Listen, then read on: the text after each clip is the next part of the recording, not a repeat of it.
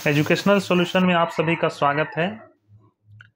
आज हम लोग खोरठा विषय पर बात करने वाले हैं। खोरठा पर हम लोग बात करने वाले हैं।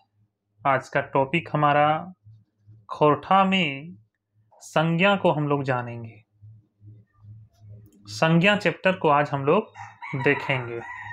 जैसा कि आप सभी जान रहे हैं, चाहे आप जेटेट का एग्ज़ाम देने जा रहे हों, सीटेट का एग्ज़ाम देने जा रहे हों, या आप जेएसएससी स्तर की जो परीक्षा है वो देने जा रहे हैं, या अगर आप किसी भी झारखंड एग्जाम में बैठने वाले हैं, तो आपको खोरठा की जानकारी होनी अनिवार्य है।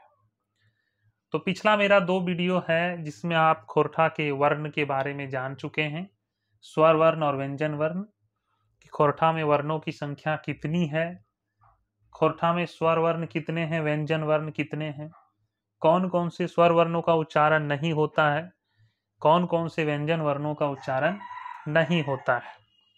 तो आइए आज हम लोग खोरठा में संज्ञा को जानें, संज्ञा को देखें।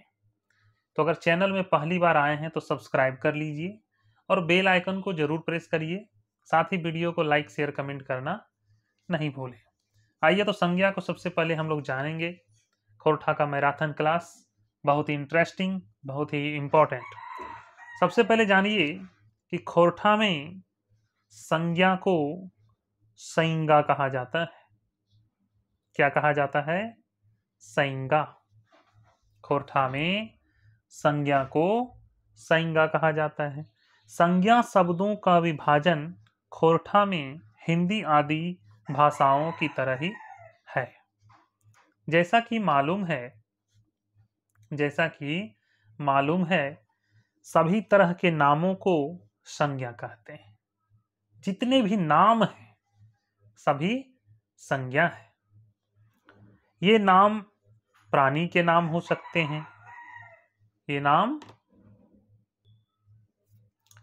प्राणी के नाम हो सकते हैं, प्राणी का नाम हो सकता है, व्यक्ति का नाम हो सकता है ना, स्थान का नाम हो सकता है, वस्तु का नाम हो सकता है, या भाव का नाम हो सकता है, या समूह का भी हो सकता है। इन सभी नामों को संज्ञा कहते हैं। इसी के आधार पर संज्ञा के सामान्यतः 5 भेद तय किए गए। कितने भेद तय किए गए हैं? 5 भेद। तो आप लोग हिंदी व्याकरण में पढ़ते भी होंगे कि 5 भेद कौन कौन सा है। तो एक आपका सबसे पहला हो जाता है जातिवाचक संज्ञा, दूसरा हो जाता है व्यक्तिवाचक संज्ञा, ठीक है, तीसरा है वस्तुवाचक,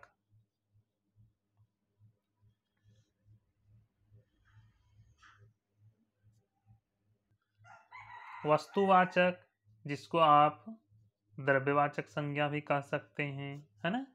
चौथा है भाववाचक संज्ञा, और पांचवा है समूहवाचक संज्ञा। तो ये तो बात हो गई हिंदी व्याकरण की। तो हिंदी व्याकरण में इनको जातिवाचक, व्यक्तिवाचक, द्रव्यवाचक, भाववाचक और समूहवाचक के नाम से जानते हैं। यहाँ पे हम लोग जानने का प्रयास करें कि खोरठा में इनको हम कैसे कहेंगे। जैसे खोरठा में मान लीजिए आपको बोलना है जातिवाचक संज्ञा को, तो आप इसको बोलेंगे जाति वाचक संज्ञा, ठीक है, जातिवाचक संज्ञा। और व्यक्तिवाचक बोलना है तो आप इसको बोलेंगे वैयक्तिक वाचक संज्ञा। मान लीजिए वस्तुवाचक हो गया तो इसको बोलेंगे हम लोग वस्तुत वाचक। भाववाचक का बोलना है तो आप इसको भाववाचक बोलेंगे। वाचक है ना, वो वाचक, उसमें हम लोग हिंदी व्याकरण में वाचक बोलते हैं और यहाँ पे वाचक बोलते हैं। और समूहवाचक को हम लोग गोठवाचक कहते हैं। गोठवाचक संज्ञा कहते हैं। ठीक है, बिल्कुल समझ पा रहे हैं, कोई दिक्कत नहीं है। तो यह आपका हो गया संज्ञा के भेद। ठीक है, एकदम आराम से सीखिए। यह मेरा वीडियो देख लेने के बाद आपको खोरठा के संबंधित संज्ञा चैप्टर को देखने के लिए कोई दूसरा बुक या दूसरा वीडियो देखने का कोई जरूरत नहीं पड़ेगा। इतना विस्तार से आपको समझाएंगे, एकदम खोरठा का मैराथन क्लास होगा। एकदम आप इसको अच्छे ढंग से समझ लीजिएगा, तो टीचर का एग्जाम के साथ साथ आप दूसरा एग्जाम भी बैठ सकते हैं। आइए अब हम लोग विभिन्न भेदों को विस्तार से समझते हैं, है ना। इसको विस्तार से हम लोग जानने का प्रयास करते हैं। जैसे पहला है वो हो गया आपका, पहला से हम लोग बात करते हैं जातिवाचक। जातिवाचक संज्ञा मतलब जातिवाचक, इसको समझिए। प्राणी, स्थान, वस्तु, संबंध, पद, अवसर आदि के नाम को हम जातिवाचक बोलते हैं। जैसे प्राणी का नाम हो गया, जिससे एक जाति भर का बोध होता है, जिससे पूरे जाति का बोध हो, उसे जातिवाचक संज्ञा कहते हैं। जैसे हम मान लीजिए बोल देते हैं बरद, है ना, बैल को बरद बोलते हैं, तो जितना भी बैल है बरद हो गया, वो सब सब जातिवाचक में आएगा। मान लीजिए हम बोल दें सियार, ठीक है, तो आप समझ ही रहे हैं। मान लीजिए बोलते हैं हाथी, हाथी। मान लीजिए बोल देंगे सांप, है ना, सांप। मान लीजिए बोल दे चिड़िया, चरई, है ना। ठीक है, चंद्र बिंदु का प्रयोग नहीं किए, ध्यान दीजिएगा। तो ये आपका हो गया। नाते, रिश्तेदार, पद, पेशों का नाम भी, जैसे माए, बाबा, मित्र, संगी, काका, बहन, गुरुजी, सिपाही, मंत्री, विधायक, चाचा, लेखक, गायक, ये सब सब आपका नाता रिश्तेदार जातिवाचक संज्ञा हो गया। और हम बोल दें मान लीजिए गांव, शहर, देश, नदी, जोरिया, टुंगरी, खेत, टार, घार, बारी, कुल्ही, खोरी, अखरा, गाड़ी, जहाज, सब आपका आ जाएगा क्या चीज में, संज्ञा में। ठीक है, कौन सा संज्ञा, जातिवाचक संज्ञा। मान लीजिए बोले कि ये आपका कैसे लिखेंगे, थोड़ा सा हम दो चार शब्द लिख देते हैं जो हो सकता है कि आपको ध्यान में रहे। जैसे माए अगर बोलते हैं, माए, है ना, बाबा। मित्र बोलना है तो मित्र उसको बोलेंगे, संगी, बहिन, सारा ये जातिवाचक संज्ञा में आएगा। आदि आदि बहुत सारा है ना। तो जातिवाचक समझ गए आप लोग। दूसरा देखिए व्यक्तिवाचक। किसी खास व्यक्ति, खास स्थान, खास पहाड़, नदी, दिन, पुस्तक आदि के नाम को व्यक्तिवाचक संज्ञा कहते हैं। जैसे हम बोल दें मान लीजिए दामोदर नदी, दामोदर, दामोदर नहीं दामोदर लिखा हुआ है ना, बराकर। मान लीजिए पहाड़ के नाम हम बोल दें, मान लीजिए पारसनाथ। ठीक है, मान लीजिए बोलते हैं हम भारत, चीन, झारखंड, उड़ीसा। मान लीजिए कि पर्व त्योहार का नाम बोल देंगे, सब ये व्यक्तिवाचक संज्ञा है। ठीक है, व्यक्ति का नाम, नदी, पहाड़ी, सागर, महासागर का नाम आपका व्यक्तिवाचक संज्ञा है। देश, राज्य, गांव आदि का नाम भी व्यक्तिवाचक संज्ञा है। पर्व त्योहार जितना है सब व्यक्तिवाचक है। किताब का नाम जो है सब व्यक्तिवाचक, जैसे मान लीजिए बोले फरीच डहर, गोदान, रामायण, है ना। घटना, लड़ाई का नाम, जैसे मान लीजिए झारखंड आंदोलन, सिपाही विद्रोह, सब व्यक्तिवाचक संज्ञा में ये सब आता है। क्लियर है यहां तक। तीसरा समझते हैं, आपको हम समझा दे रहे हैं, उसी में आप समझ जाइए। परिभाषा इसका हम नहीं लिख रहे हैं। वसूतवाचक, वसूतवाचक, वस्तुवाचक, द्रव्यवाचक।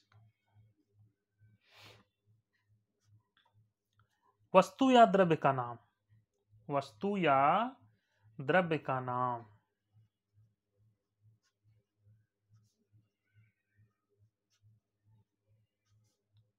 वस्तु या द्रव्य का नाम बताने वाले संज्ञा को वस्तुवाचक संज्ञा कहते हैं।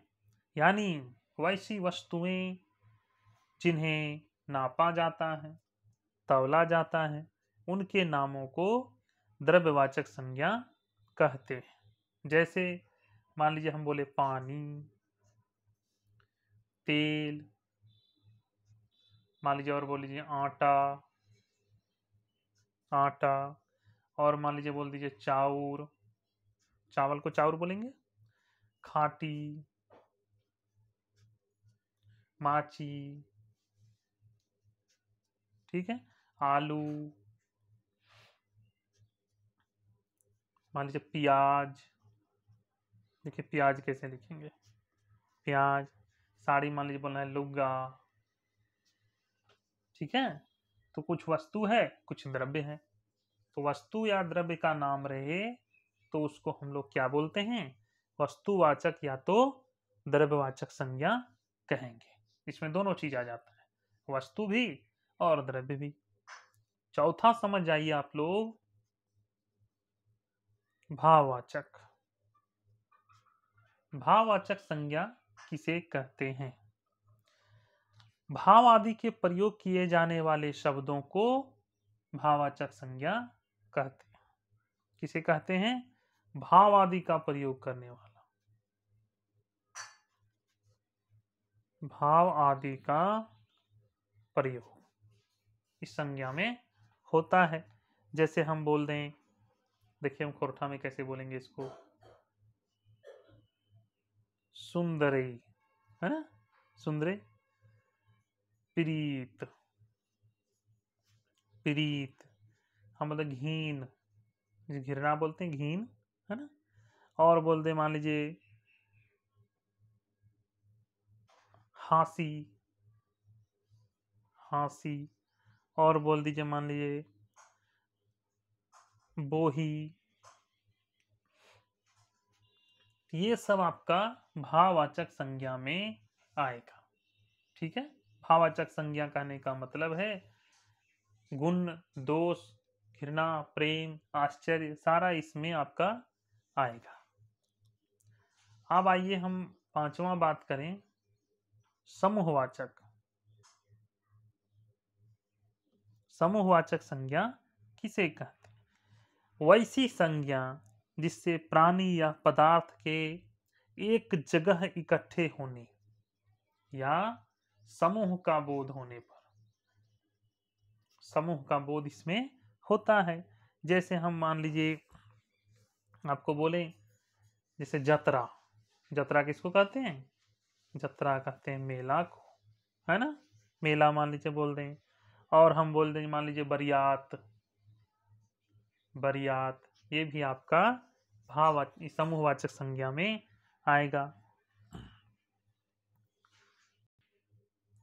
तो उम्मीद करेंगे कि यह संज्ञा का जो चैप्टर है आपको अच्छा पसंद आया होगा। अगर वीडियो पसंद आया हो तो जरूर वीडियो को लाइक, कमेंट, शेयर करिए। चैनल में पहली बार आए हैं तो सब्सक्राइब कर लीजिए, क्योंकि ऐसे इम्पोर्टेंट वीडियो आप तक पहुंचाने के लिए हम हमेशा तत्पर हैं। तो आप जरूर मेरे वीडियो को लाइक करिए, कमेंट करिए, शेयर करिए। ठीक है, धन्यवाद। मिलते हैं कुछ इसी तरह के इम्पोर्टेंट वीडियो के साथ। तब तक के लिए जय हिंद।